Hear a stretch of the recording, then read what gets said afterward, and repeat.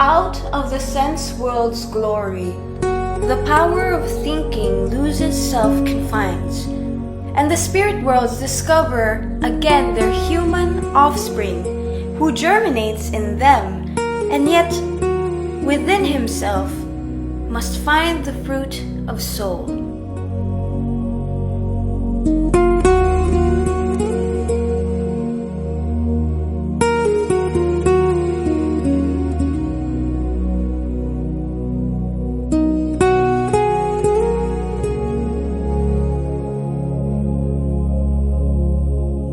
Out of the sense world's glory, the power of thinking loses self-confines, and the spirit worlds discover again their human offspring, who germinates in them, and yet within himself must find the fruit of soul. In the first Sunday of Easter, marking the start of week 2, we come across the reading of Christ appearing to the disciples in a room. He comes amongst them, and they are initially frightened until he shows his wounds. Thomas is not present, and he does not believe his fellow disciples when he is told.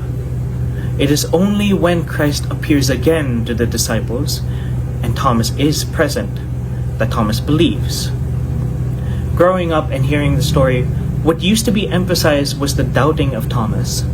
In light of this verse of the calendar of soul, it speaks differently.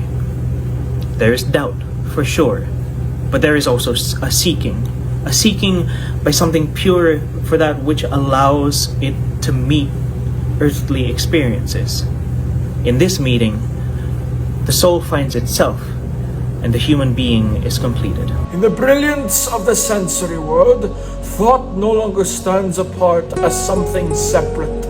The spiritual realms recognize us once more as their own offspring, which we have grown and taken root. Yet even so, each of us must turn inward and within ourselves discover the true fruit of soul, meaning the wisdom and character we build through our own lived experience and reflection.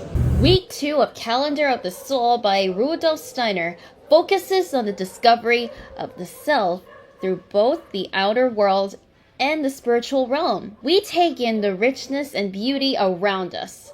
Our thoughts no longer feel isolated, but connected to something greater. At the same time, the spiritual world recognizes us as something that comes from it, like a child returning to its origin. However, Steiner suggests that even though we come from the spirit, we cannot rely on it alone. Steiner emphasizes that true selfhood is not simply given, but must be developed. Even though we originate from the spirit, we must turn inward and actively find our own fruit of soul, meeting our own personal understanding, identity, and inner truth. The verse highlights that the self is not passively received, but consciously discovered and created from within.